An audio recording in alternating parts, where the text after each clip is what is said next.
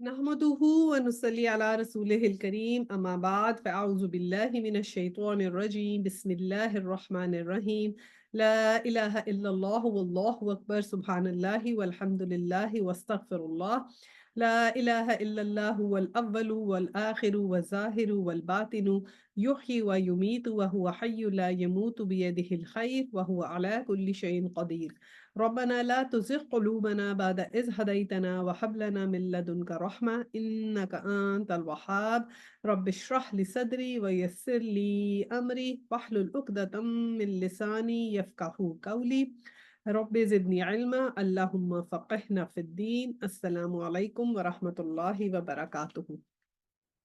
चले जी, आया 117 की मैं तलावत लगाती हूँ, सूरह तौबा की। لقد تاب الله على النبي والمهاجرين والأنصار الذين اتبعوه في ساعة العسرة من بعد ما كاد يزيغ قلوب فريق منهم ثم تاب عليهم إنه بهم رؤوف رحيم وعلى الثلاثة الذين خلفوا حتى إذا ضاقت عليهم الأرض بما رحبت وضاقت عليهم أنفسهم وظنوا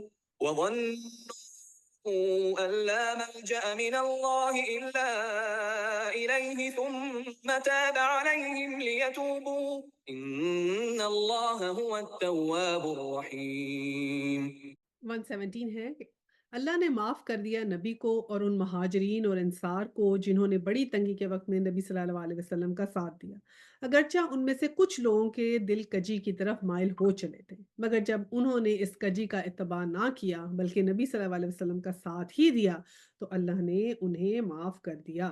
बेशक उसका मामला इन लोगों के साथ शफ़क़त व मेहरबानी का है। अब ये देखिए इसके अंदर गौर करने की बात ये है कि अब ये उन लोगों के मामले की ज़िक्र आ रहा है कि जिन्होंने ग़ज़वा तबूक में साथ तो नबी करीम सल्लल्लाहु अलैहि वसल्लम का दिया था, लेकिन क्योंकि वो नए-नए मुसलमान हुए थे ना, तो कई दफ़ा दिल में ख़यालात आते हैं, यानी कि दिल में कजी आ गई कि थोड़ा-से ऐसे माइल हो गए कि जाएँ या ना जाएँ या करें ना या क्या नहीं, क्योंकि सारी दिल की बातें तो अल्लाह सुब्हाना तआला को पता है। तो अल्लाह सुब्हाना तआला ने कहा कि जो भी थोड़ी बात ऊपर-नीचे उनसे हो गई या कुछ भी उनसे अगर हो गया, उतनी सिंसेरिटी उनके अंदर नहीं भी थी, लेकिन फिर भी चाहते हुए या ना चाहते हुए किसी भी तरह उन्होंने नबी पाक सल्लल्लाहु अलैहि वसल्लम का साथ दे दिया, तो अल्लाह ताला ने फिर उनके साथ शफ़क़त और मेहरबानी का मामला किया। अल्लाह सुब्हानहू व तआला ये भी कर सकते थे कि अ, क्योंकि इनके दिल साफ़ नहीं थे, तो इसलिए ये कर सकते थे कि सिर्फ़ उनके दिल ही टटोल के उनके ऊपर फ़ैसला कर दिया जाए। लेकिन ये अल्लाह सुब्हानहू व तआला ने उनके साथ नरमी का मामला किया और जो उनका जो मामला पेंडिंग था ना, वो तो उन उसको उस पे उनको माफ़ कर दिया। हुआ ये था कि देखिए ग़ज़वा तबूक में बहुत मतलब रिसोर्सेज़ ऐसे थे ना कि एक तो रोम जाना था, बहुत लंबा सफ़र था, 650 किलोमीटर्स का।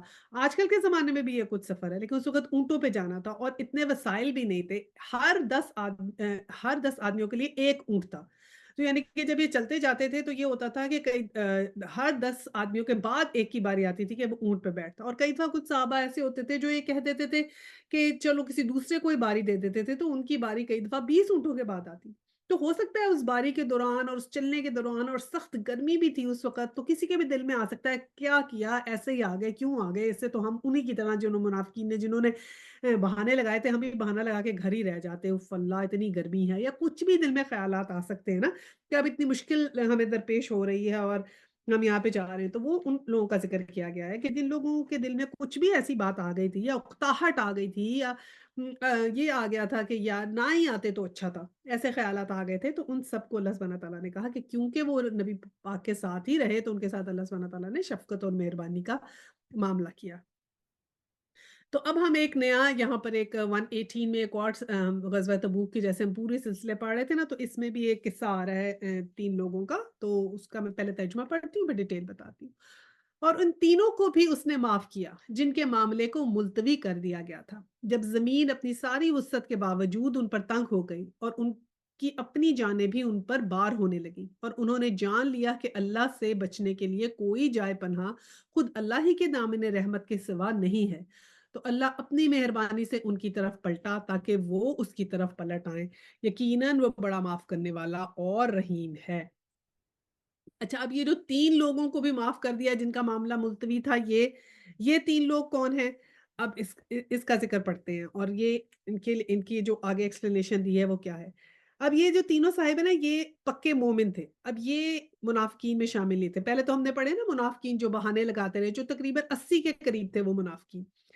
یہ جو تھے یہ 3 مومن تھے، اور ان کے نام کیا-کیا ہیں؟ یہ واقعہ ایسے آتا ہے کہ کعب بن مالک اور بلال بن امیہ اور مراوہ بن ربی رضی اللہ تعالیٰ عنہ تھے، اور یہ تینوں جو تھے نا سچے مومن تھے، اور ان کا پہلے ان کا جو اخلاص ہے وہ اس کا مکمل ثبوت مل چکا تھا، اور ان کی قربانیوں کا بھی سب کو پتا تھا کہ انہوں نے کیا کیا۔ دونوں جو تھے نا، انہوں نے 2 صحابہ تو جو ایسے تھے انہوں نے غزوہ بدر میں بھی شرکت کی تھی، اور اس کے علاوہ جو اگلا غزوہ ہوا تھا غزوہ احد، اس میں بھی شرکت کی تھی۔ تو اب وہ غزوات میں بھی پہلے سے شرکت کر چکے تھے، تو ہوتا ہے نا کہ ایک دفعہ کئی دفعہ خیال آیا تھا کہ ہم ہی سارے غزووں میں شرکت کریں، ہم نے احد میں بھی کی، بدر میں بھی کی، اب کون جائے گا تبوک میں؟ اب تو فتح مکہ بھی ہو چکی ہے، اب سب کچھ ہو گیا، اب سستی سی آ جاتی ہے نا، کاہلی آ جاتی ہے کہ اب دل نہیں کر رہا جانے کو۔ تو ایسے ہی انسان کے دل میں کئی دفعہ خیالات آ جاتے ہیں، مومن کے دل میں بھی آ جاتے ہیں۔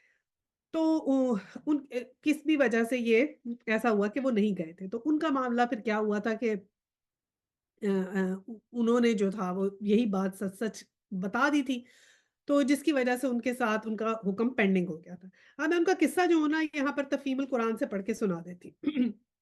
ان تینوں صحابوں میں سے حضرت کعب بن مالک رضی اللہ تعالیٰ عنہ نے اپنا قصہ بہت تفصیل کے ساتھ بیان کیا ہے۔ جو اپنے بڑھاپے کے زمانے میں جبکہ وہ نابینا ہو چکے تھے، اپنے اپنے صاحبزادے عبداللہ سے جو ان کا ہاتھ پکڑ کے انہیں چلایا کرتے تھے، یہ قصہ خود بیان کیا۔ اب یہ میں قصہ ان کا پڑھ رہی ہوں، ان کی زبانی۔ غزوہ تبوک کی تیاری کے زمانے میں نبی صلی اللہ علیہ وسلم جب کبھی مسلمانوں سے شرکت جنگ کی اپیل کرتے تھے، وہ اپنے دل میں ارادہ کر لیتا تھا کہ چلنے کی تیاری کروں گا۔ حضرت آپ کی بات ہو رہی ہے، مگر پھر واپس آ کر سستی کر جاتا اور کہتا تھا کہ ابھی کیا ہے، جب چلنے کا وقت آئے گا تو ہونے میں کیا دیر لگتی ہے۔ اسی طرح بات چلتی رہتی، یہاں تک کہ لشکر کی روانی کا وقت آ گیا اور میں تیار نہ تھا۔ میں نے دل میں کہا کہ لشکر کو چلنے دو، میں 1-2 روز کے بعد رستے میں ہی ان سے جا ملوں گا، مگر پھر وہی سستی آ گئی، حتیٰ کہ وقت نکل گیا۔ اس زمانے میں جبکہ میں مدینہ میں رہا، میرا دل یہ دیکھ دیکھ کے بہت کڑتا تھا کہ میں پیچھے جن لوگوں کے ساتھ رہ گیا ہوں وہ یا تو منافق ہیں یا وہ ضعیف اور مجبور لوگ ہیں جن کو اللہ نے معذور کر رکھا ہے۔ جب نبی صلی اللہ علیہ وسلم تبوک سے واپس آئے، اب جب وہ نہیں گئے تو پھر پیچھے سے پچھتاوا ہوا۔ جب نبی صلی اللہ علیہ وسلم واپس تشریف لائے تو حسب معمول آپ صلی اللہ علیہ وسلم نے پہلے مسجد آ کے 2 رکعت نماز پڑھی، پھر لوگوں سے ملاقات کے لیے بیٹھے۔ اب جب یہ 2 رکعت نماز پڑھی تو پھر وہ لوگوں سے ملاقات کے لیے نبی پاک بیٹھے، تو اس مجلس میں منافقین نے آ کے اپنے عذر لمبی چوڑی قسموں کے ساتھ پیش کرنے لگے۔ یہ 80 سے زیادہ آدمی تھے۔ حضور صلی اللہ علیہ وسلم نے ان میں سے ایک ایک کی بناوٹی باتیں سنی، ان کے ظاہری عذرات کو قبول کر لیا اور ان کے باطن کو خدا پر چھوڑ دیا۔ فرمایا خدا تمہیں معاف کرے۔ پھر میری باری آئی، میں نے آگے بڑھ کے سلام عرض کیا۔ آپ صلی اللہ علیہ وسلم میری طرف دیکھ کے مسکرائے اور فرمائے تشریف لائیے، آپ کو کس چیز نے روکا تھا؟ میں نے عرض کیا خدا کی قسم اگر میں اہل دنیا میں سے کسی کے سامنے حاضر ہوتا تو ضرور کوئی نہ کوئی بات بنا کر اس کو راضی کرنے کی کوشش کرتا۔ باتیں بنانی تو مجھے بھی آتی ہیں، مگر آپ صلی اللہ علیہ وسلم کے متعلق میں یقین رکھتا ہوں کہ اگر اس وقت کوئی جھوٹا عذر پیش کر کے میں آپ صلی اللہ علیہ وسلم کو راضی کر بھی لیا تو اللہ ضرور آپ صلی اللہ علیہ وسلم کو مجھ سے پھر ناراض کر دے گا۔ البتہ اگر سچ کہوں تو چاہے آپ صلی اللہ علیہ وسلم ناراض ہی کیوں نہ ہو، مجھے امید ہے اللہ میرے لیے معافی کی کوئی صورتحال پیدا فرما دے گا۔ اب یہ ہوتا ہے مومن کہ جھوٹ نہیں بولا، مطلب جان بچانے کے لیے جھوٹ بول بھی سکتے تھے۔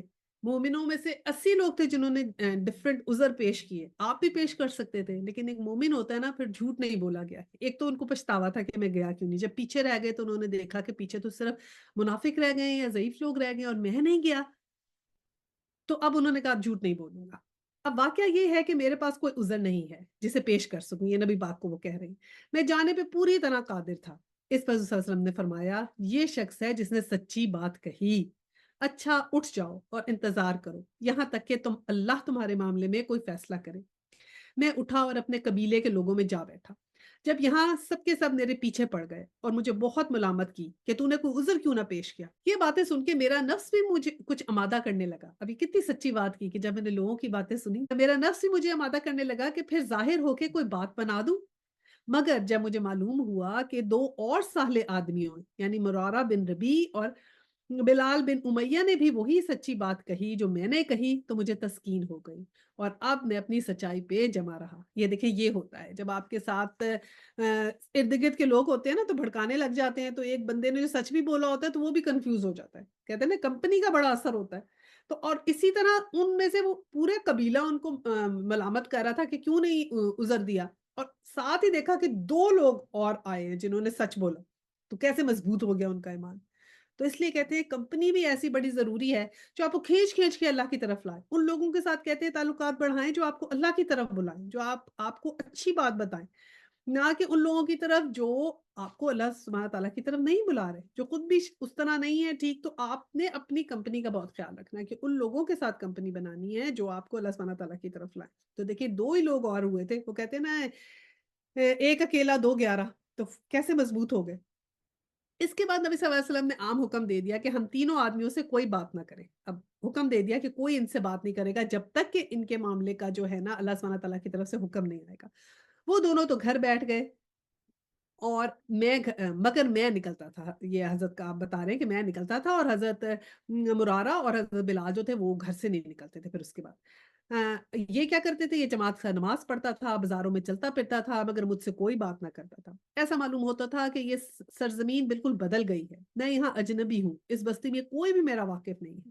مسجد میں نماز کے لیے جاتا تو حسب معمول نبی صلی اللہ علیہ وسلم کو سلام کرتا، مگر بس انتظار ہی کرتا رہ جاتا کہ جو اب کے لیے آپ صلی اللہ علیہ کے جواب کے لیے آپ صلی اللہ علیہ وسلم کے ہونٹ جنبش کریں۔ نماز میں نظریں چرا کر حضور صلی اللہ علیہ وسلم کو دیکھتا تو آپ صلی اللہ علیہ وسلم کی نگاہیں مجھ پر کیسے پڑتی ہیں، مگر وہاں حال یہ تھا کہ جب تک میں نماز پڑھتا آپ صلی اللہ علیہ وسلم میری طرف دیکھتے رہتے اور جہاں میں نے سلام پھیرا کہ آپ صلی اللہ علیہ وسلم کی میری طرف سے نظر ہٹائی۔ ایک روز میں نے گھبرا کے اپنے چچا زاد بھائی اور بچپن کے یار ابو قتادہ کے پاس گیا اور ان کے باغ کی دیوار پر چڑھ کر انہیں سلام کیا، مگر اس اللہ کے بندے نے سلام کا جواب تک نہ دیا۔ میں نے کہا ابو قتادہ، میں تم کو خدا کی قسم دے کے پوچھتا ہوں، کیا میں خدا اور اس کے رسول سے محبت نہیں رکھتا؟ وہ خاموش رہے۔ میں نے پھر پوچھا، وہ پھر خاموش رہے۔ تیسری مرتبہ جب میں نے قسم دی کہ یہی سوال کیا تو انہوں نے بس اتنا کہا، اللہ اور اس کا رسول ہی بہتر جانتا ہے۔ اس میں میری آنکھوں سے آنسو نکل آئے اور میں دیوار سے اتر گیا۔ انہی دنوں ایک دفعہ میں بازار سے گزر رہا تھا کہ شام کے بتیوں میں سے ایک شخص مجھے ملا اور اس نے کہا شاہ غسان کا خط حریر میں لپٹا ہوا مجھے دیا۔ میں نے کھول کر پڑھا تو اس میں لکھا تھا، ہم نے سنا ہے تمہارے صاحب نے تم پر ستم جو توڑ رکھا ہے، تم کوئی ذلیل آدمی نہیں ہو، نہ اس کے لائق ہو کہ تمہیں ضائع کیا جائے، ہمارے پاس آ جاؤ، ہم تمہاری قدر کریں گے۔ میں نے کہا یہ ایک اور بلا نازل ہوئی اور اسی وقت اس خط کو چولہے میں جھونک دیا۔ اب یہ خط اس زمانے میں یہ خط آنے کا مطلب ایسے ہے، شام کے نبوتیوں کا خط کا مطلب ایسے ہے جیسے اگر آپ کے پاس کوئی لیٹر آ جائے امریکن پریزیڈنٹ کا اور آ کے کہے کہ آپ کو ہم امریکن نیشنلٹی دیتے ہیں۔ یہ اس قسم کا خط تھا جو انہوں نے کہا ہمارے پاس آ جاؤ، اور آپ نے کہا کہ یہ کیا، ایک تو اور مصیبت آ گئی، تو آپ نے اسی وقت چولہے میں پھینک دیا۔ اور آپ سوچیں کہ اس قدر دکھی ہوں گے نا کہ ان کا معاملہ پینڈنگ ہے، کتنے خیالات دل میں آتے ہیں انسان کے۔ وہ کہتے ہیں کہ جنہوں نے جھوٹ بولے وہ تو بڑے آرام سے خوش ہیں، اور میں ہوں جس نے سچ بولا ہے وہ اس کو تو سزا مل رہی ہے، میں تو بس مجھ سے تو کوئی بات ہی نہیں کر رہا، میرے لیے تو کوئی حکم نہیں آ رہا۔ کتنے سو خیالات آتے ہیں نا انسان کے ذہن میں۔ اب 40 دن اسی حالت پہ گزر گئے۔ نبی صلی اللہ علیہ وسلم کا آدمی حکم لے کر آیا کہ اپنی بیوی سے بھی علیحدہ ہو جاؤ۔ اب 40 دن گزر گئے، پھر حکم آ گیا کہ اب بیوی سے بھی علیحدہ ہو جاؤ۔ میں نے پوچھا کیا طلاق دے دوں؟ جواب ملا نہیں، بس الگ رہو۔ چنانچہ میں نے اپنی بیوی سے کہہ دیا کہ تم اپنے میکے چلی جاؤ اور انتظار کرو یہاں تک کہ اللہ اس معاملے کا فیصلہ کر دے۔ 50ویں دن صبح کی نماز کے بعد میں اپنے مکان کی چھت پہ بیٹھا ہوا تھا اور اپنی جان سے بیزار ہو رہا تھا کہ یکایک کسی شخص نے پکارا اور کہا مبارک ہو کعب بن مالک۔ میں یہ سنتے ہی سجدے میں گر گیا اور میں نے جان لیا کہ میری معافی کا حکم ہو گیا۔ پھر تو فوج در فوج لوگ بھاگے چلے آ رہے تھے اور ایک دوسرے سے پہلے پہنچ کر مجھ کو مبارک دے رہے تھے کہ تیری توبہ قبول ہو گئی۔ میں اٹھا اور سیدھا مسجد نبوی کی طرف چلا، دیکھا کہ نبی صلی اللہ علیہ وسلم کا چہرہ خوشی سے دمک رہا ہے۔ میں نے سلام کیا تو فرمایا خدا کی طرف سے اور یہ آیات سنائی۔ میں نے عرض کیا یا رسول اللہ، میری توبہ میں یہ بھی شامل ہے کہ میں اپنا سارا مال خدا کی راہ میں صدقہ کر دوں؟ فرمایا کچھ رہنے دو، یہ تمہارے لیے بہتر ہے۔ میں نے اس ارشاد کے مطابق اپنا خیبر کا حصہ رکھ لیا، سب صدقہ کر دیا۔ پھر میں نے خدا سے عہد کیا کہ جس طرح گستاخی کے سلسلے میں اللہ نے مجھے معافی دی ہے، میں اس پر عمر بھر قائم رہوں گا۔ چنانچہ آج تک میں نے کوئی بات جان بوجھ کر خلاف واقعہ نہیں کی، اور میں خدا سے امید رکھتا ہوں کہ آئندہ بھی مجھے اس سے بچا لے گا۔ تو اب یہ دیکھیں کہ کیسے ان کے لیے مشکل حالات ہوئے نا ان تینوں کے لیے وہاں پر۔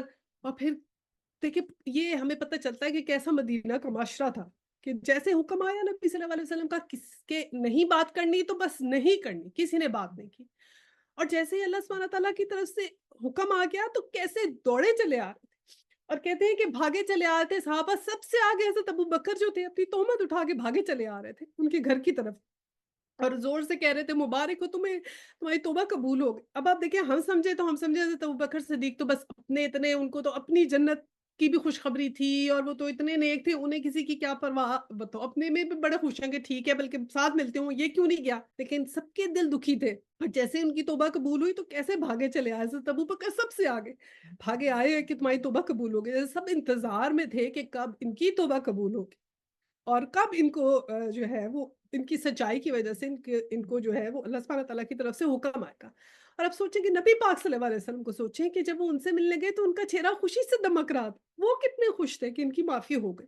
اور میں کہتی ہوں کہ ہم نبی پاک صلی اللہ علیہ وسلم کی امت میں سے ہیں، ہم نبی پاک کی مطلب اگر آج نبی پاک ہمارے پاس آئیں اور ہمیں دیکھیں کہ میری قوم کی بیٹیاں کیسے کام کر رہی ہیں، تو ہم کیا ان کو دکھائیں گے منہ کہ ہاں نبی پاک کی قوم کی بیٹیاں آج کیا کیا کر رہی ہیں، کیا کتنے حکم جو ہیں وہ توڑ رہی ہیں، اور کتنے حکم جو ہیں وہ اللہ تعالیٰ کے مان ہی نہیں رہی، اور کیسے دنیا میں مگن ہو گئی ہیں اور ان کو کوئی پرواہ ہی نہیں کہ ان کو کیا حکم دیا۔ تو یہ وہ جو معاشرہ اس زمانے میں تھا نا، اس طرح کا معاشرہ ہم بنانے کی کوشش کریں، ایک دوسرے کی اسی طرح پرواہ کریں جیسے وہ سب خوشی میں ان کے ساتھ تھے، اور جب حکم آ گیا تو کسی نے بات نہیں کی۔ ابو قتادہ کے پاس بھی گئے تو انہوں نے جواب نہیں دیا، تو ہم ایسے وہ سمینا و تانا کرتے تھے، ادھر سنتے تھے ادھر جواب دیتے تھے۔ تو ہم بھی بہت سارے لیسن سیکھیں کہ دیکھیں سچ بولنا، سچ بولنے سے ان کی معافی ہوگی، کیونکہ ان کو یہ فکر تھی کہ میں آج جھوٹ بول دوں گا منافقین کی طرح تو میری خلاصی ہو جائے گی، لیکن قیامت کے دن مجھے اس کی سزا ملے گی۔ اور انہوں نے کہا میں آج سچ بول دیتا ہوں کہ جو سزا ہے مجھے اس دنیا میں مل جائے، کم از کم مجھے آخرت میں سزا نہیں ملے گی۔ تو انہوں نے آخرت کی زندگی ان کے سامنے تھی۔ ہم لوگ تو ساری اپنی زندگی، ساری توجہ ہماری تو ہے وہ دنیا کی زندگی کے اوپر ہے، آخرت کی زندگی میں کیا ہوگا ہم تو بے پرواہ ہو کے بیٹھ گئے۔ تو یہ ہمارے لیے کتنے لیسنز ہیں کہ ہم یہ دیکھیں کہ آج کی بچت کے لیے ہم کل کو ضائع نہ کر دیں، اس بات کا ہم خیال رکھیں۔ اور پھر اللہ سبحانہ تعالیٰ جو ہے وہ کبھی بھی بہت قدردان ہے، کبھی بھی ہمارے اچھے جو ہے وہ ضائع نہیں ہونے دیتے اعمال اللہ سبحانہ تعالیٰ کے آگے۔ اور یہ بات بھی ہے کہ اللہ کا خوف رکھنا کتنا ضروری ہے، کہ دیکھیں 50 دن کہتے ہیں اس وقت جنگ رہی تھی، تو اتنے ہی دن پھر ان کو جو ہے نا ان سے سوشل ڈسٹینسنگ کر لی، کٹ آف کر لیا۔ بس یہ ہے کہ سچ بولنا ضروری ہے مومن کے لیے، سستی اور کاہلی نہیں کرے جیسے ان سے سستی ہو گئی۔ اور پھر یہ ہے کہ آخرت کی زندگی پہ نظر رکھیں، اور یہ بھی نظر رکھیں کہ جب ہم نے اپنی نظریں اللہ تعالیٰ سے ملانی ہے، انشاءاللہ تعالیٰ اپنی نظروں کی بہت قدر کریں، انشاءاللہ ہماری نظروں نے اللہ سبحانہ تعالیٰ کو دیکھنا ہے، تو ان نظروں کی بہت قدر کریں کہ ان کو کوئی ایسی رنگ برنگی چیز نہ دکھائیں، کیونکہ ان نظروں نے اللہ سبحانہ تعالیٰ کو انشاءاللہ تعالیٰ دیکھنا ہے نا، خود اپنی قدر کریں ہم۔ اچھا جی، اب آگے پڑھتے ہیں 119۔ اے لوگوں جو ایمان لائے ہو، اللہ سے ڈرو اور سچے لوگوں کا ساتھ دو۔ اور یہی بات ہے کہ سچے لوگوں کا ہم ساتھ دیں، نہ کہ یہ کہ ان کو یہ کہنے والے بنے کہ جیسے سب کہہ رہے تھے نا تم نے کیوں نہیں جھوٹ بول دیا، تم نے کیوں نہیں بہانہ لگایا، ٹھیک ہے؟ تو سچے بات ہم کریں کہ سچ بڑا مہنگا ہوتا ہے، بہانہ لگانا تو آسان ہوتا ہے، صحیح ہے نا؟ اور مجاہد کون ہوتا ہے؟ مجاہد تو وہ ہوتا ہے جو سچا ہو۔ اب ہم آگے پڑھتے ہیں 120۔ مدینے کے باشندوں اور گرد و نواح کے بدیوں کو یہ ہرگز زیبا نہیں دیتا کہ اللہ کے رسول کو چھوڑ کر گھر بیٹھے رہتے اور اس کی طرف سے بے پرواہ ہو کے اپنے اپنے نفس کی فکر میں لگ جاتے، اس لیے کہ ایسا کبھی نہ ہوگا کہ اللہ کی راہ میں بھوک پیاس اور جسمانی مشقت کی کوئی تکلیف وہ جھیلیں، اور منکرین حق کو جو راہ ناگوار ہے اس پر کوئی قدم وہ اٹھائیں، اور کسی دشمن سے دعوت حق کا کوئی انتقام وہ لے اور اس کے بدلے ان کے حق میں ایک عمل صالحہ نہ لکھا جائے گا۔ یقیناً اللہ کے عام محسنوں کا حق الخدمت مارا نہیں جاتا۔ تو اب یہی بات بتائی گئی ہے کہ مجاہد کی تیاری کیسی ہوتی ہے، کہ وہ تو ہر وقت اس کی جو کوشش ہوتی ہے، جسمانی کوشش ہوتی ہے یا اس کی روحانی کوشش ہوتی ہے، وہ تو اللہ سبحانہ تعالیٰ کے لیے ہوتی ہے، ٹھیک ہے نا؟ اب یہ غزوہ تبوک کے نکلتے وقت جو مدینے کا ماحول تھا نا، اس میں بہت سی جو تھیں وہ مطلب مشکلیں تھیں، ٹھیک ہے؟ اب اس میں کہتے ہیں کہ جب رسول صلی اللہ علیہ وسلم نے ان ساری تپتی راہوں کو دیکھا، جب ان کی طرف جا رہے تھے تو کسی ایمان کے دعوے دار کو یہ زیب نہیں دیتا تھا کہ وہ آپ صلی اللہ علیہ وسلم کو چھوڑ کے پیچھے رہ جائے۔ جب وہ دیکھ رہا ہے جتنی بھی مشکل اس کو نظر آ رہی ہے، لیکن وہ مجاہد کیا ہے، وہ دیکھ رہا ہے کہ نبی صلی اللہ علیہ وسلم کا ساتھ دینا ضروری ہے، تو مجھے جانا پڑے گا۔ اب یہ نہیں ہو سکتا میں اپنے آرام کے لیے پیچھے رہ جاؤں۔ جب نبی پاک جا رہے ہیں تو جانا ہی جانا ہے، ٹھیک ہے؟ تو یہ جتنے لوگوں کے دلوں میں ایمان تھے، وہ مشکل کو نہیں دیکھ رہے تھے، وہ یہ دیکھ رہے تھے ہمارے نبی نے کہا ہے تو ہم نے جانا ہے، پیچھے جانا ہی ہے۔ انہوں نے کہا یہ ہمیں زیب نہیں دیتا کہ ہم پیچھے رہ جائیں، ٹھیک ہے؟ آپ کا ساتھ چھوڑ جائیں تو یا پھر اپنی جان کا آرام چاہیں۔ تو یہ ایک مجاہد ہوتا ہے، اور یہ جو اس کو جو مشکل آتی ہے، جو تکلیف آتی ہے، وہ اللہ سبحانہ تعالیٰ جو ہے وہ اس کو دیکھ رہے ہوتے ہیں کہ یہ کیا کر رہے ہیں، اور پھر اسی طرح پھر ان کو ہر اس بات کا صلہ ملتا ہے۔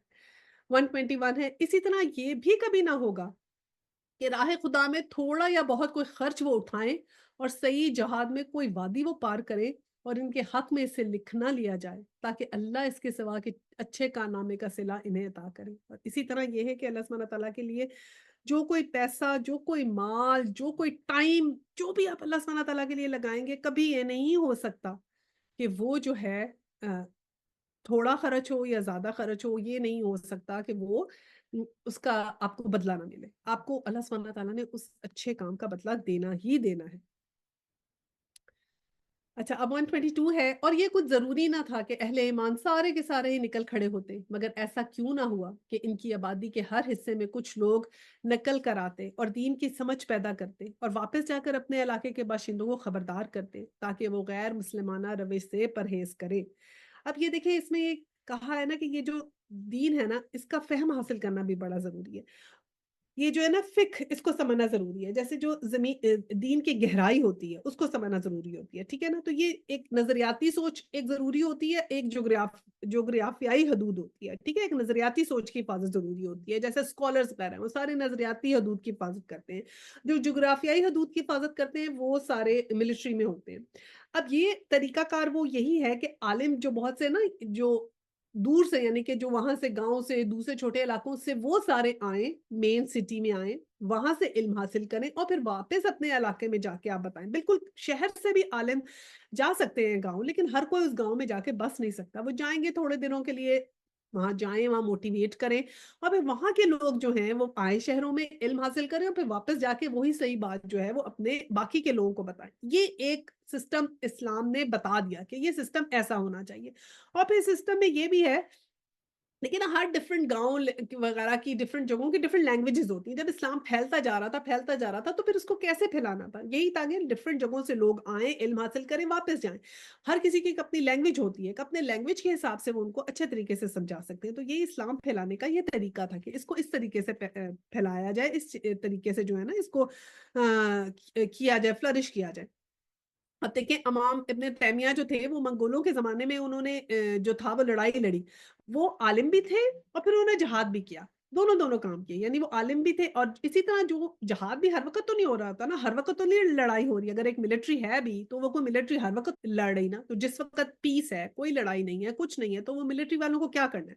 اس وقت ملٹری کے لوگوں کو علم حاصل کرنا ہے دین کا، کہ ان کو دین کا علم بھی ہو، ساری چیزیں ان کو پتا ہوں، ان کو قرآن کا ترجمہ تفسیر پڑھانا ہے۔ اسی طرح عالم بھی جو ہیں اگر ضرورت پڑے، آواز لگے تو وہ بھی جائیں گے پھر جہاد پہ جانے کے لیے۔ تو یہ ایک ٹو وے گیم ہے کہ صرف اگر آپ ملٹری پہ ہیں تو یہ نہیں اب آپ نے قرآن کا ترجمہ تفسیر یا کچھ نہیں آپ نے پڑھنا، ان کو قرآن کا علم دینا ہے، اور جو دوسرے عالم ہیں وہ بھی اس کو ایسے ڈسٹریبیوٹ کر کے پھر اچھے طریقے سے، پھر یہ ہر جگہ جو ہے وہ طریقہ کار جو تھا اس کو فالو کیا گیا اسلام کو پھیلانے کے لیے۔ 123 ہے، اے لوگو جو ایمان لائے ہو، جنگ کرو ان منکرین حق سے جو تم سے قریب ہیں، اور چاہے کہ وہ تمہارے اندر سختی پائیں، اور جان لو کہ اللہ متقیوں کے ساتھ ہے۔ اب یہ صلح حدیبیہ کے بعد کیا ہوا کہ 6 ہجری کے بعد سے یہ آثار نظر آنے شروع ہو گئے تھے نا کہ اسلام کا غلبہ ہوگا اور عرب نے اب یہ پھیلنے والا ہے۔ تو یہ اس وقت جو تھا نا یہ حضور صلی اللہ علیہ وسلم کو حکم آ گیا تھا کہ اب تم آؤٹ سائڈ میں جا کے بھی جو ہے نا اسلام کی دعوت دینا شروع کر دو، تو اس کے لیے یہ کہا گیا ہے کہ جو بھی تمہیں اب ایمان والے جو بھی تمہیں منکرین حق نظر آئیں ان کو جا کے بتاؤ، ان کو ایکسپلین کرو، اور جو بھی ان کے اندر چیزیں ہیں ان کو بیان کی جائیں۔ 124 ہے، جب کوئی نئی صورت نازل ہوتی ہے تو ان میں سے بعض لوگ مذاق کے طور پہ مسلمانوں سے پوچھتے ہیں، کہو تم میں سے کس کے ایمان میں اس میں سے اضافہ ہوا؟ اس کا جواب یہ ہے کہ جو لوگ ایمان لائے ہیں ان کے ایمان میں تو فی الواقعہ ہر نازل ہونے والی صورت نے اضافہ ہی کر دیا، اور وہ اس سے دل شاد ہے۔ اب یہ کیا کرتے تھے نا، مذاق اڑاتے تھے نا منافق، تو جب کوئی نئی صورت آتی تھی تو پھر باہر نکل کے بڑا مذاق میں کہتے تھے، اچھا اچھا تو نئی صورت آئی ہے، تو کیا تمہارا کوئی ایمان میں اضافہ ہوا اس سے؟ کیا ہے ایمان میں اضافہ ہو گیا؟ تو اللہ سبحانہ تعالیٰ تو اس کا جواب آگے سے یہ دیا ہے اللہ سبحانہ تعالیٰ نے کہ جو لوگ ایمان لائے ہیں ان کے دل تو ہر نازل ہونے والی صورت سے ایمان بڑھ جاتا ہے۔ ہمارا تو الحمدللہ یہ ہم نے قصہ پڑھا تین صحابہ کا جنہوں نے غلطی کی، اس سے ہی ہمارے ایمان میں اتنا اضافہ ہو گیا، ان کا قصہ پڑھ کے، مدینے کے اس ماحول کو دیکھ کے جس میں نبی صلی اللہ علیہ وسلم تھے اور کیسے وہ لوگ رہتے تھے، کیسے ہر کسی کی خوشی اور غم میں شامل تھے، کس طرح سب کا دل دھڑک رہا تھا کہ اگر ایک پریشان تھا تو سب پریشان تھے، کہ وہ ایک ہمارے تین لوگ پریشان ہیں جو مومن ہیں، تو وہ پریشان تھے ان کی خاطر، اور جب ان کی خوشی، ان کی توبہ قبول ہوئی تو ایسے خوشی کی لہر دوڑ گئی، سارے بھاگے چلے آ رہے مبارک دینے کے لیے۔ تو ہمارا ایمان تو یہ قصہ پڑھ کے بڑھ گیا۔ تو یہ جو ہے وہ منافق جو تھے یہ مذاق اڑا رہے ہیں، اچھا کس کا ایمان میں اضافہ ہوا؟ تو جواب آیا کہ جو لوگ ایمان لائے ہیں ان کے ایمان میں تو فی الواقعہ ہر نازل ہونے والی صورت نے اضافہ کیا، اور وہ اس سے دلشاد ہے انشاءاللہ تعالی۔ 125 ہے، البتہ جن لوگوں کے دلوں کو نفاق کا روگ لگا ہوتا ہے ان کو سابق نجاست پر ہی ہر نئی صورت نے ایک اور نجاست کا اضافہ کر دیا ہے، اور وہ مرتے دم تک کفر میں ہی مبتلا رہیں گے۔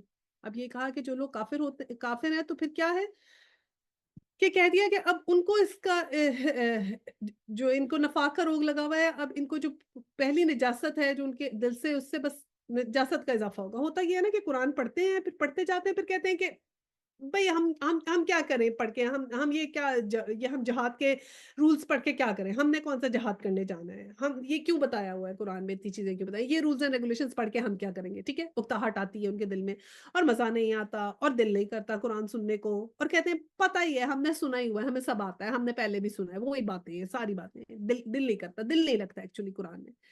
تو پھر کیا ہوتا ہے کہ وہ یہ بات ہے کہ جب ایک ان کے دل میں روگ ہوتا ہے تو پھر اس میں اگلی بھی جب صورت پڑھتے ہیں تو اس میں اضافہ ہی ان کے اس میں ہو جاتا ہے، اور وہ مرتے دم تک پھر وہ اسی چیز میں مبتلا رہیں گے۔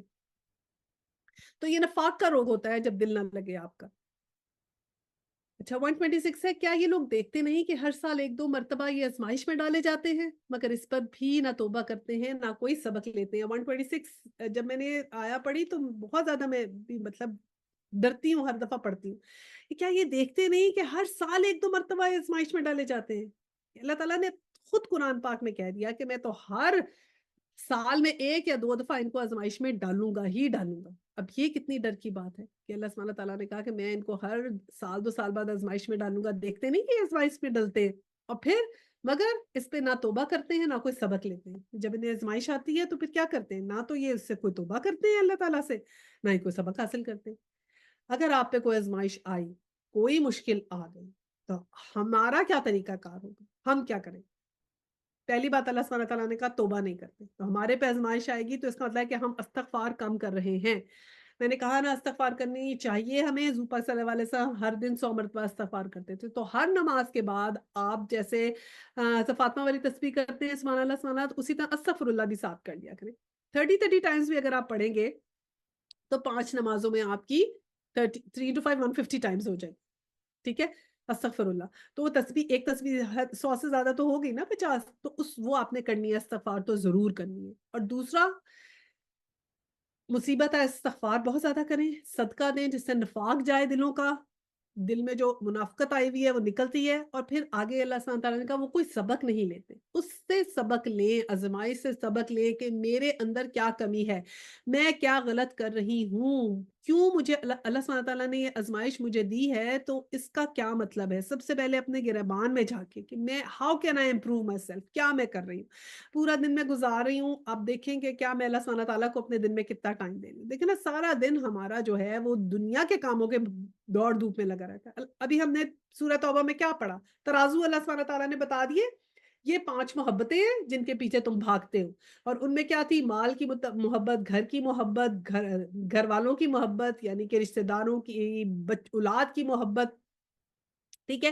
یہ 5 اللہ سبحانہ تعالیٰ نے 5 محبتیں گنا کے اور پھر ایک سائڈ پہ ترازو میں رکھ دیا تھا اللہ رسول کی محبت، اور اللہ سبحانہ تعالیٰ نے کہا تھا اب ایویلویٹ کر لو، اگر اللہ اور رسول کی محبت ان محبتوں سے زیادہ نہیں ہے تو پھر انتظار کرو اس دن کا، باقاعدہ تھا انتظار کرو پھر جس دن فیصلے کی گھڑی آئے گی۔ تو اللہ سبحانہ تعالیٰ نے کلیئر کہہ دیا کہ میری محبت سب سے اونچی ہوگی تو ہی تم کسی ایمان کے اونچلے درجے پہ جاؤ گے، ورنہ نہیں پتا کہ کتنا نفاق ہے ہمارے دلوں میں۔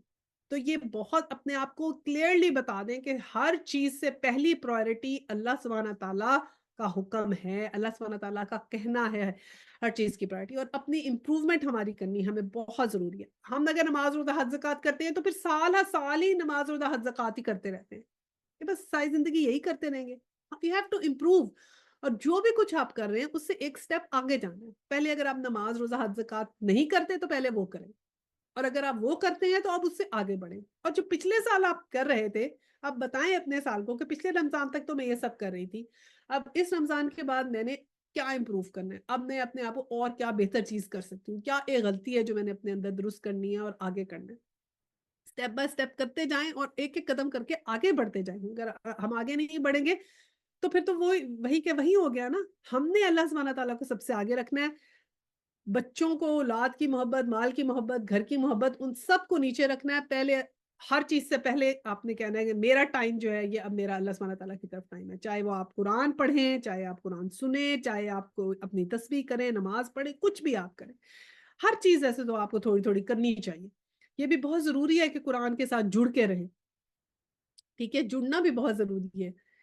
یہ اللہ سبحانہ تعالیٰ نے کہا ہے کہ انہی لوگوں کے ساتھ اٹھائے جاؤ گے جن لوگوں سے محبت کرتے تھے، تو اپنا سوشل سرکل بھی اس حساب سے بنائیں اور ان لوگوں کو پکڑ کے رکھیں جو آپ کو قرآن کی طرف لے کر آتے ہیں۔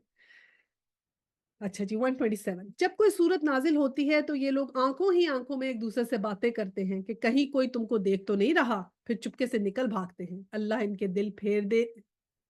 دل پھیر دیے ہیں کیونکہ یہ نہ سمجھ لوگ ہیں۔ تو اب کیا کرتے تھے کہ جب کوئی نئی صورت نازل آتی تھی تو آپس میں اشارے کرتے تھے منافق ایک دوسرے کو، لو جی آ گئی اب ایک اور، لو جی اب ایک اور ایسی آ گئی، اور کوشش دیکھ رہے تھے کہ اگر کوئی نہیں دیکھے تو کھسک نہ جائیں اس محفل سے، کہتے تھے گھبراہٹ ہو رہی ہے یہاں پر کون بیٹھا رہے، جیسے ان کا دل نہیں لگتا تھا قرآن کے اندر، گھبراہٹ ہوتی تھی نکلو یہاں سے، چلو یار کہیں اور چلیں، کیا یہی باتیں کرتے رہتے، تو وہ ایک دوسرے کی کوشش کرتے تھے چپکے سے نکل جائیں۔ تو اللہ کی، اور ایسے کیوں ہوتا ہے؟ کیونکہ اللہ نے ان کے دل پھیر دیے ہیں۔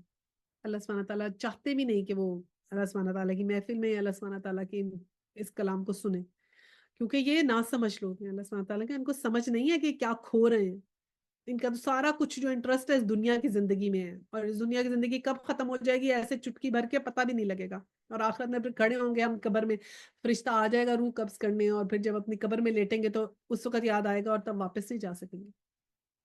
آج آج سٹیپ اٹھا لیں، جو بھی زندگی میں اچھا کام کرنے کا، اللہ کے حکم ماننے کا سٹیپ اٹھا سکتے ہیں اٹھا لیں۔ سورہ توبہ میں بہت سخت الفاظ آئے ہیں منافقین کے لیے، سب چیز کلیئر کر دی ہے، ہر شیڈز دکھا دیے گئے ہیں۔ اب بھی ہمیں اگر آنکھ نہیں کھلے گی تو پھر آگے تو پھر کیسے کھل سکتی ہے، کیونکہ ہر صورت میں تو ایک ڈفرنٹ ٹاپک ڈسکس ہوگا نا۔ اپنی منافقت وہ ہم نے دور کرنا ہے صورت کے پڑھنے کے بعد۔ اب یہ لاسٹ جو ہے وہ میں پڑھ رہی ہوں 128 آیا، دیکھو تم لوگوں کے پاس ایک رسول آیا ہے جو خود تم میں سے ہی ہے، تمہارے نقصان میں پڑنا اس پر شاک ہے، تمہاری فلاح کا وہ حریص ہے، ایمان لانے والوں کے لیے وہ شفیق اور رحیم ہے۔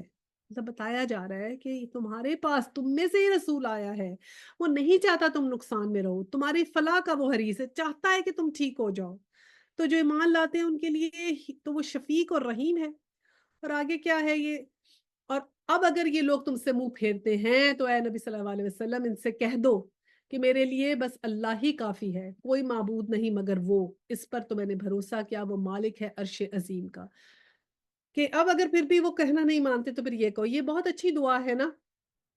آیا 129 میں یہ لاسٹ آیا ہے سورۃ توبہ کی، لا الہ الا اللہ علیہ توکلت وہو رب العرش العظیم۔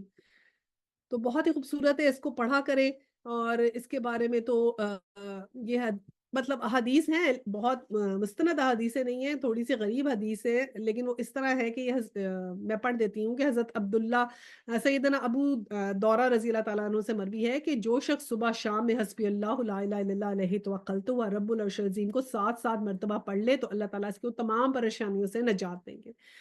ٹھیک ہے. اب یہ ضعیف ہے حدیث، لیکن اس کو پڑھنے میں تو یہ قرآن کی آیا ہے نا، تو کبھی بھی آپ پڑھیں، 7 دفعہ پڑھیں، 10 دفعہ پڑھیں، کچھ بھی پڑھ لیں، روز ضرور پڑھ لیا کریں، کیونکہ اللہ تبارک تعالیٰ سے کہنا کہ میں بس آپ پہ ہی یقین رکھتی ہوں. ٹھیک ہے. اس کے علاوہ صحیح بخاری میں بھی ایک حدیث ہے کہ حضرت ابو بکر صدیق رضی اللہ اللہ تعالیٰ عنہ نے فرمایا کہ سیدنا زید بن حارث سے انہوں نے جمع کیا اور یہ کہتے تھے کہ یہ جو ہے قرآن پاک کے آخری حصہ ہے، یعنی کہ یہ آخری آیات ہیں قرآن پاک کی. اور یہ بھی پکا نہیں پتا، کچھ یہ کہتے ہیں آخری آیت، کچھ سورہ بقرہ کی آیات کو جو ہے نا آخری آیات کہتے ہیں. تو یہ بھی جو ہے وہ نہیں ہے، لیکن یہ بھی ایک حدیث ہے، ضعیف ہے، لیکن یہ بھی ہے کہ شاید یہ آخری آیت تھی. لیکن یہ بہرحال یاد رکھیں کہ یہ ضرور پڑھیں آخری آیت سورہ توبہ کی. سورہ توبہ سے ہم نے اپنے دل کا نفاق ختم کرنا ہے، اللہ تعالیٰ سے دعا کرنی ہے کہ ہمارے دل کے نفاق ختم کریں، کیونکہ اللہ لا الہ الا اللہ علیہ توکلت ہوا رب العرش العظیم، کہ میرا وہی رب ہے، میں صرف اسی پہ توکل کرتی ہوں، اسی پہ بھروسہ کرتی ہوں، اور وہ عرش عظیم کا رب ہے. اچھا جی، یہ سورہ توبہ ہماری ختم ہو گئی، اور ایسا کرتے ہیں اب ہم سورہ یونس جو ہے کا انٹروڈکشن دے دیتے ہیں آپ کو. سورہ یونس جو ہے وہ انبیاء کے نام کے اوپر ہے، مکی صورت ہے، 109 اس میں آیات ہیں. انبیاء کے نام پہ بہت سی صورتیں ہیں، جیسے سورہ ہود ہو گئی، سورہ یوسف ہے. اب یہ سیکوینس میں آئیں گی، سورہ یونس کے بعد سورہ ہود آئے گی، پھر سورہ یوسف آئے گی. اس کے علاوہ انبیاء کے نام پہ سورہ ابراہیم ہے، سورہ نوح ہے. ابھی نبی اکرم صلی اللہ علیہ وسلم نے ساری صورتوں کے نام نہیں رکھے ہیں، کچھ کے نام صحابہ کرام نے بھی رکھے ہیں. اس میں اب کیا مین چیز جو ڈسکس ہوتی ہے وہ کیا ڈسکس ہو رہی ہے کہ اس میں تمام انسانیت کو انذار ہے اور مومنین کو خوشخبری ہے. تو اس کے اندر جو ہے نا یہ قرآن کا جو ہے نا اصل مقام بتایا گیا ہے، اور لفظ قرآن بھی ہم اس کے اندر پڑھیں گے. اور یہ بتایا گیا کہ یہ دنیا عارضی ہے اور فانی ہے. سورۃ توبہ سے اس کا لنک کیا ہے کہ سورۃ توبہ جو ہے وہ جب ختم ہوئی تھی تو اس میں جو تھا ہوا رب العرش العظیم سے ختم ہوئی نا، اور یہ جو تھی نا اس میں رب العرش کی کیسی شان ہے وہ بتائی گئی ہے سٹارٹ میں. ٹھیک ہے. اور عرش کا جو ورڈ ہے وہ ہمیں آیا نمبر 3 میں پتہ چلے گا. اس کے علاوہ سورۃ توبہ میں جو تھا وہ کفر کا انجام بتایا گیا کہ اگر آپ کفر کریں گے تو کیا ہوگا. یہاں پر بتایا جا رہا ہے کفر سے بچنے کا کیا طریقہ ہے. سورۃ توبہ میں اینڈ ہوئی کہ ہم اللہ پہ توکل کرتے ہیں، اور یہ جو ہے سورہ یونس اس نے بتایا کہ جو اللہ پہ توکل کرنے والے ہیں ان کا کیا مقام ہوگا. قدم صدقن اس کا ذکر آیا اس کے اندر. اب سورہ یونس تو مکی صورت ہے نا، تو مکی صورتیں جتنی بھی ہوتی ہیں نا یہ جو ہے نا یہ ایمان کے اوپر ہوتی ہیں، تو ہم لوگوں کے لیے اتنا بھاری نہیں ہوتی. ہمارے اوپر جو ہے نا مسلمانوں کے اوپر مدنی صورتیں بھاری ہوتی ہیں. ایسے صبح توبہ میں سارا ذکر تھا نا، تو مدنی صورتیں ہمیں بھاری لگتی ہیں، مشکل لگتی ہیں، اور یہ ہمیں آسان لگتی ہیں کیونکہ اس میں ہمارا ایمان ہوتا ہے، ہمارا ایمان صحیح ہوتا ہے. یہ مشرکین کو مشکل لگتی ہیں مکی صورتیں. چلے پھر بھی اس کی تلاوت شروع کرتے ہیں. ألف لام را تلك آيات الكتاب الحكيم أكان للناس عجبا أن أوحينا إلى رجل منهم أن أنذر الناس وبشر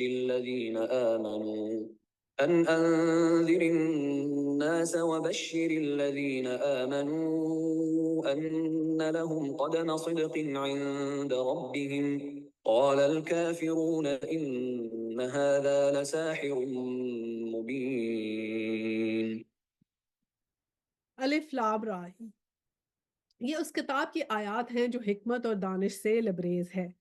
کیا لوگوں کے لیے یہ ایک عجیب بات ہوگی کہ ہم نے خود انہی میں سے ایک آدمی کو اشارہ کیا کہ غفلت میں پڑے ہوئے لوگوں کو چونکا دے، اور جو مان لے اس کو خوشخبری دے دے کہ اس کے لیے ان کے رب کے پاس سچی عزت اور سرفرازی ہے. کیا یہی وہ بات ہے جس پر منکرین نے کہا کہ یہ شخص تو کھلا جادوگر ہے. اب یہ دیکھیں پہلی آیت میں تو الف لام را آ گیا اور کہا کہ یہ بڑی حکمت والی کتاب ہے. ٹھیک ہے. دانش سے اور حکمت سے لبریز ہے. اس کو جب پڑھیں گے تو انہی لوگوں کو سمجھ میں آئے گی جو تھوڑا سا اس پہ غور و فکر کریں گے. اب کتاب یہ ہے نا، یہ جب ہم گرامر میں جاتے ہیں تو اس کی 2 چیزیں ہوتی ہیں کہ یہ مسترد ہے کہ اس میں فاعل اور مفعول ہوتا ہے. ٹھیک ہے. تو کتاب کے آنے کا طریقہ کیا ہے کہ یہ کلام ہے اللہ تعالیٰ کا، اور پھر جب آپ نے اس کو کمپائل کیا، اور قرآن کو کہتے ہیں کثرت سے پڑھی جانے والی، اور کتاب وہ چیز ہوتی ہے جو لکھی ہوئی ہوتی ہے. تو اب یہ لوح محفوظ میں ایک دفعہ محفوظ ہے اور اس کے بعد تھوڑی تھوڑی کر کے نازل ہوئی کلام کی صورت میں، اور پھر جب آپ صلی اللہ علیہ وسلم کے اوپر وحی کی صورت میں آتی تھی تو پھر آپ کہتے تھے لکھ لو اس کو، تو پھر نیچے ایک کتاب کی صورت میں آ گئے۔ اور دیکھیے قیامت کی نشانیوں میں بھی یہ ہے کہ قرآن کو اٹھا لیا جائے گا۔ اللہ جانے وہ کیا وقت ہوگا، قرآن کو اٹھا لیا جائے گا یا قرآن ہوگا نہیں، نہیں رہے گا، گم جائے گا، لوگوں کے دلوں سے نکل جائے گا، خدا جانے وہ کیسی کیفیت ہوگی۔ اللہ نہ جانے، ہم اللہ نہ کرے ہم تب تک زندہ رہیں کہ ایک یہ قیامت کی نشانیاں ہیں۔ بہرحال یہ قرآن تو کیونکہ حکمت والا ہے اور یہ حاکم ہے اور حکومت ہی کرنے آیا ہے، اور جب تک ہم نے قرآن کو اپنی زندگیوں میں ایز اے حاکم کے رکھا ہے نا، تو مسلمانوں کو ہمیشہ جو ہے نا عروج رہا ہے۔ اور جب انہوں نے قرآن کو محکوم کرنے کی کوشش کی ہے تو قرآن تو محکوم نہیں ہوا، لیکن یہ خود جو تھے انہوں نے کیا کیا، اپنے آپ کو اپنی خواہشات کے انڈر ہو گئے نا، ان کے محکوم ہو گئے، تو پھر کیا ہو گیا، مسلمانوں کا سوال شروع ہو گیا۔ صحیح ہے نا؟ تو اچھا، اب یہ اگلی آیت جو ہے نا، اس میں یہ جو ورڈ ہے، یہ کیا لوگوں کو یہ عجیب بات لگی ہے کہ ہم خود ہی انہی میں سے ایک آدمی کو اشارہ کیا ہے، اقان للناس عجبن، کہ یہ کوئی عجیب بات ہے؟ یہ اللہ سبحانہ تعالیٰ کہہ رہے ہیں کہ یہ کوئی عجیب بات ہے کہ ہم نے تم میں سے ایک بندہ جو ہے اس پہ ہم نے وحی کی ہے اور تمہیں ہم اس کی ڈیوٹی لگائی ہے کہ تمہیں بتائے کہ تم غفلت میں پڑے ہوئے ہو، الرٹ ہو، یہ کیا کر رہے ہو؟ یعنی اس میں عجیب بات کیا ہے؟ اللہ تعالیٰ نے کہا کیا ہم نے تمہیں پیدا کیا اس دنیا میں، یہاں پر تمہیں بھیجا ہے، ایک امتحان کے لیے بھیجا، تو کیا اب ہم تمہیں بتائیں بھی نا کہ تمہیں یہاں کیوں بھیجا ہے؟ تمہیں بتائیں گے نا کہ تمہیں یہاں کیوں بھیجا ہے، تمہارا مقصد کیا ہے، یہاں پر تم نے کیا کرنا ہے یہاں پر، اور پھر اگر تم یہ دیکھ رہے ہو پوری دنیا کو غور کرو تو جو بھی تمہارا امتحان گزرے گا تو اس کا فیصلہ ہوگا آگے جا کے۔ اگر ہم یہ باتیں تمہیں بتائیں ہی نا تو پھر اس یہ کیسے عجیب بات ہو سکتی ہے کہ یہ باتیں تو بتانی ضروری ہیں کہ تم لوگ یہاں پر کیوں آئے ہو اور پھر بعد میں تمہارا امتحان ہوگا۔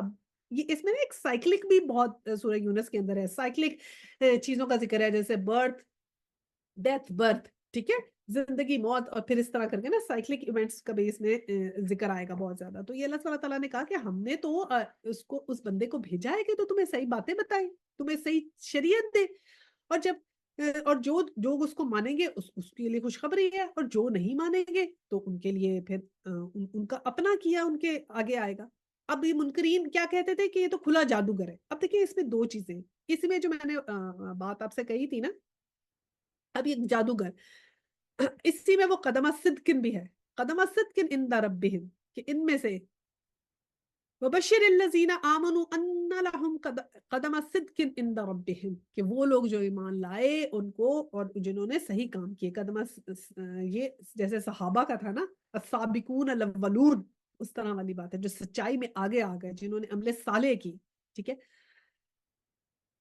تو یہ یہاں پر یہ ہے کہ ایک بات ہے کہ کہتے تھے کہ جادوگر ہے۔ اب جادوگر ہونے میں دیکھیں دو پہلو ہیں، ایک تو یہ پہلو ہے نا کہ وہ کہتے تھے کہ جادو ہے، ٹھیک ہے، اور کئی دفعہ آپ کو مجنون کہتے تھے۔ اب مجنون میں بھی دیکھیں ایک پہلو یہ ہے کہ وہ تھوڑی سی ہمدردی کرتے تھے، کہتے نہیں کہ یہ شخص تو پاگل ہو گیا، کیسی باتیں کرتا ہے نا، یہ بیچارہ پاگل ہو گیا، تو ایک لحاظ سے ہمدردی کا پہلو تھا۔ اور جادوگر میں کیا ہے کہ وہ کہتے تو تھے جادوگر، لیکن ایک بات اس کا پہلو یہ ہے کہ اس کا مطلب ہے کہ وہ یقین کرتے تھے کہ کچھ ایسا کلام ہے جس کو سنتے ہی لوگ بدل جاتے ہیں، اپنے گھر والوں کو چھوڑ دیتے ہیں اور محمد صلی اللہ علیہ وسلم کے پیچھے لگتے ہیں۔ تو اس لیے جادوگر کہا گیا نا کہ کچھ میریکلس چیز تو ان کو لگتی تھی، بلکہ کہتے تھے ہم نے سننا ہی نہیں ہے، کانوں میں انگلیاں رکھ لیتے تھے کہ ہم نے نہیں سننا۔ اب آپ یہ سوچیں کہ ان لوگوں کو بھی اس قرآن کا اتنا اثر ہوتا تھا کہ کانوں میں انگلیاں رکھ لیتے تھے۔ ابو جہل جو تھے وہ ایک دفعہ پورے مکہ کے اندر جو تھا خانہ کعبہ کے اندر جا کے اس نے کہا میں جو نا سنتا ہوں کہ حضور پاک صلی اللہ علیہ وسلم کیا کہہ رہے ہیں، تو ان کو شوق بھی ہوتا تھا، رات کو جا جا کے سنا بھی کرتے تھے۔ تو کہنے کی بات یہ ہے کہ ان لوگوں کو اتنا مراکلس لگتا تھا کہ وہ لوگ بدل جاتے تھے۔ ہمیں دیکھیں، ہم قرآن کی آیتیں سنتے جاتے ہیں، پڑھتے جاتے ہیں، بے اثر، ادھر سے سنا ہم نے اور ادھر سے ہم اٹھے نہیں کہ ہم بھول گئے کہ ہم نے کیا سنا، ادھر سے ہم اٹھے نہیں اور کیا کہا اور ہم نے اس کا اثر لینا ہے یا نہیں لینا، ساتھ ہی ہم بھول گئے کہ ہم لوگوں کو استغفر اللہ کہ ہم لوگ کیا اتنے مطلب ہمارے اندر کیا ہم اتنے ڈھیٹ ہی، اس کو مجھے کہنا پڑے گا کہ ہم اتنے ڈھیٹ ہے کہ ہمیں اثر بھی نہیں ہوتا قرآن کی باتوں کا۔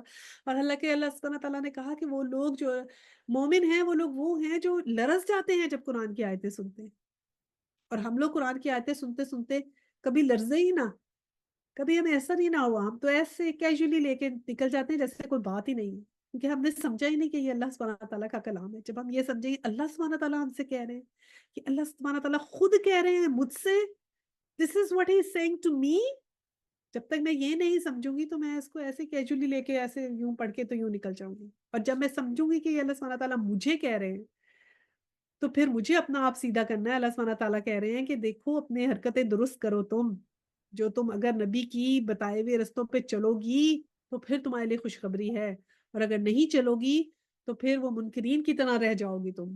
تو جب تمہارا جب تم جاؤ گی تمہاری جان قبض ہوگی تو پھر اس دن واپس نہیں آ پاؤ گی۔ جب میں یہ پڑھوں گی کہ یہ مجھے اللہ سبحانہ تعالیٰ نے کہا ہے تبھی مجھے اس کی صحیح سمجھ آئے گی، ورنہ ایسے ہی میں یوں پڑھ کے نکل جاؤں گی۔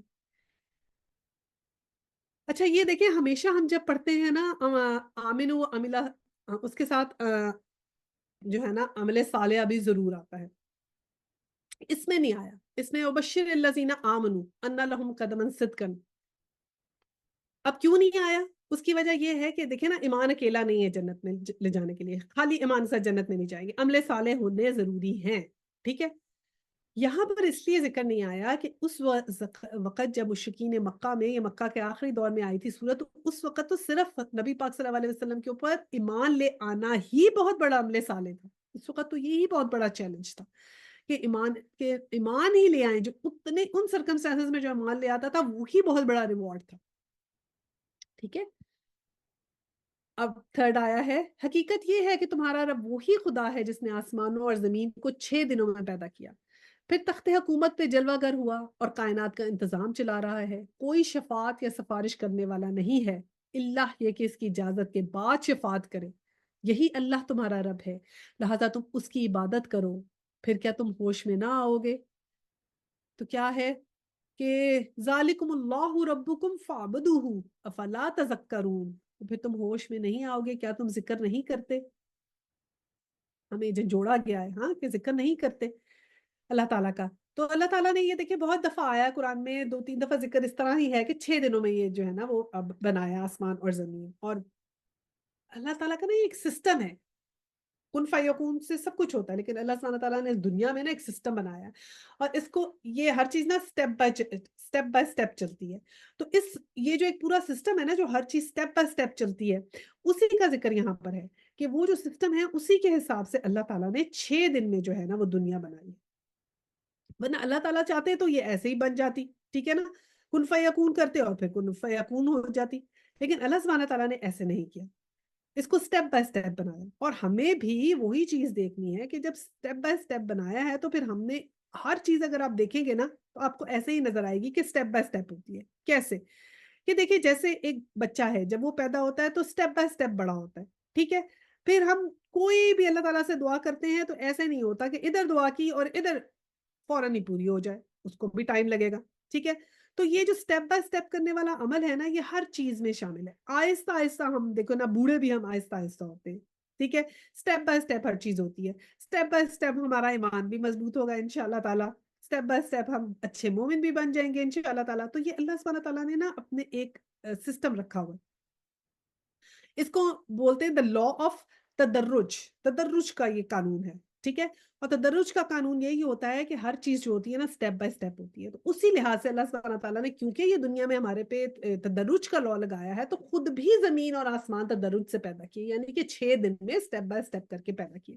اور پھر اللہ سبحانہ تعالیٰ نے کہا کہ یہ میرا ایک عرش ہے، کہ اللہ سبحانہ تعالیٰ جو ہے نا اوپر ایک عرش کے اوپر ہے، اللہ سبحانہ تعالیٰ کا عرش سب سے بنائی ہوئی اللہ سبحانہ تعالیٰ کی جو مخلوقات ہے نا ان میں سب سے افضل ترین جو چیز ہے نا وہ اللہ سبحانہ تعالیٰ کا عرش ہے، اور اس پہ اللہ سبحانہ تعالیٰ بیٹھے ہوئے ہیں۔ اب یہ ہے کہ بہت سی اس بات پہ بحث وہ ایسا ہوا وہ عرش کیسا ہے، وہ اللہ سبحانہ تعالیٰ اس پہ کیسے بیٹھے ہوئے ہیں، اللہ کی کرسی کیسی ہے، لیکن ان سب باتوں پہ بحث کرنے سے نا دیکھیں حاصل کچھ نہیں ہوگا، وہ جیسا بھی ہے جو بھی ہے اللہ سبحانہ تعالیٰ جو بھی ہے، ہمیں زیادہ غور یہ کرنا ہے کہ ہم نے عمل کیسے کرنا ہے ان باتوں میں جو اللہ سبحانہ تعالیٰ نے ہمیں بتائی ہیں، تاکہ ہمارے عمل ایسے ہوں کہ اللہ سبحانہ تعالیٰ کا دیدار ہمیں ہو سکے، ٹھیک ہے؟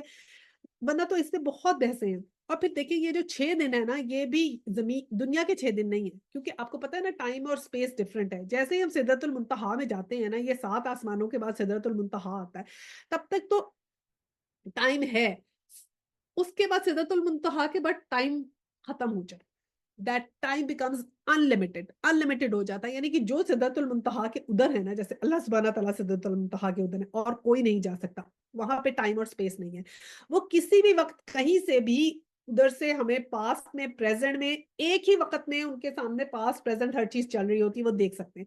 तभी अल्लाह सुब्हानहू व तआला को हर चीज़ का इल्म है ना, क्योंकि अल्लाह सुब्हानहू व तआला तो सिदरतुल मुंतहा पे के आगे हैं, जहाँ पे टाइम है ही नहीं, लिमिटलेस टाइम हो गया है। जहाँ लिमिटलेस टाइम हो जाता है, वहाँ पे पास्ट, प्रेज़ेंट, फ्यूचर नहीं रहता। हर चीज़ जो है नज़र आ जाती है ऐसे सामने, ये तो हमारी बात है ना। और फिर इसी तरह टाइम भी डिफरेंट है। स्पेस में हम जाते हैं ना, तो हमें पता लगता है कि कितने हज़ारों साल के वो दिन हैं। अब हमें नहीं पता कि वो जिसमें अल्लाह सुब्हानहू व तआला ने 6 दिनों में ये बनाया, वो कौन से 6 दिन हैं। दुनिया के 6 दिन हैं या अल्लाह सुब्हानहू व तआला की तरफ के 6 दिन हैं, ठीक है? जिस तरह कहते हैं ना, हज़रत इसराफ़ील अलैहिस्सलाम ट्रम्पेट ब्लो करने के लिए बिल्कुल अपने पास लेकर आने वाले हैं। हज़रत मूसा अलैहिस्सलाम जब मेराज में गए थे, उन्होंने देखा। तो वो भी अगर हम टाइम डिफरेंस देखें, तो पता नहीं जो है ना, thousands and thousands of years का बन जाता है। कि जो उधर का टाइम और इधर का टाइम हम डिफरेंट देखें, तो हमें समझ आती है कि कैसे वो बिल्कुल जो है ना, सूर फूँकने ही वाले हैं हज़रत इसराफ़ील। क्योंकि अगर वो thousand and thousands of years हैं, तो thousand and thousands of years ज़मीन में गुज़रेंगे, तो ही वो वक़्त आएगा ना, जो हज़रत इसराफ़ील अलैहिस्सलाम के लिए बस कुछ सेकंड है। तो ये सब चीज़ें साइंटिफिकली और ये सब डिस्कस तो की जाती हैं, लेकिन ये देखने वाली बात ये है कि हमने सिर्फ ये देखना है कि हमने अमल क्या करना है। इमाम मालिक ने जो है ना, बहुत अच्छी इसकी बात की। उन्होंने ये कह दिया था कि अल्लाह सुब्हानहू तआला का जो अर्श जो है वो है, हमें उसका पता चलता है कुरान पाक से, ये बरहक है। हाँ, अब वो अल्लाह सुब्हानहू तआला अर्श पे कैसे बैठे हैं, ये मजहूल है, क्योंकि ये हमें नहीं पता कि कैसे बैठे हैं। और अगर आप इसको सवाल करेंगे बार-बार, तो फिर ये बिदअत है कि एक ऐसी चीज़ के ऊपर अपना वक़्त ज़ाया करते जा रहे हैं, जैसे अब याजूज-माजूज हैं। अब हमें नहीं पता ये गोग-मगोग हैं, ये कैसे निकलेंगे, किस तरह ये सुराख करेंगे ज़मीन में, किस तरह बार-बार जो है ये आते हैं, फिर सो जाते हैं, फिर इंशाअल्लाह नहीं कहते, और किस तरह ज़मीन के अंदर ये लोग हैं। We really have no idea, but what we know is कि अल्लाह सुब्हानहू व तआला ने बताया ये आएँगे, तो उतना ही हम वक़्त इस पे लगाएँ। हमारा काम क्या है? बस अमल करें, ठीक है? इंशाअल्लाह ताला। आया 4 है, इसी की तरफ तुम सबको पलट के जाना है, ये अल्लाह का पक्का वादा है। बेशक पैदाइश की इब्तिदा वही करता है, फिर वही दोबारा पैदा करेगा, ताकि जो लोग ईमान लाए और जिन्होंने नेक अमाल किए, इनके पूरे इंसाफ के साथ जज़ा दे, और जिन्होंने कुफ़्र का रवैया इख्तियार किया, वो खौलता हुआ पानी पिएँ और दर्दनाक सज़ा भुगतें, इस उनका इनकार की पादाश में जो वो करते हैं। तो ये वही साइक्लिक आ गया, और फिर ज़िक्र कर दिया कि उसका रिज़ल्ट इनको उस दिन मिलेगा। आया 5 है, वही है जिसने सूरज को ज्वाला बनाया और चाँद को चमक दी, और चाँद को घटने-बढ़ने की मंज़िलें ठीक-ठीक मुकर्रर कर दी, ताकि तुम इससे बरसों और तारीखों के हिसाब मालूम करो। अल्लाह ने ये सब कुछ खेल के तौर पे नहीं किया, बल्कि बामकसद ही बनाया है, और अपनी निशानियों को खोल-खोल के पेश कर रहा है उन लोगों के लिए जो इल्म रखते हैं। अब जब इल्म रखेंगे, देखते हैं, तो देखें साल से चाँद से हम लोग क्या करते हैं, लूनर, उससे हमें मंथ का पता लगता है, और सोलर साइकिल से जो हमें क्या पता लगता है, हमारा वेदर दिन जो है वो पूरे साल की रोटेशन, और हमारे वेदर्स चेंज होते हैं। तो ये ऐसे ही चलते जा रहे हैं, ये निशानियाँ हैं।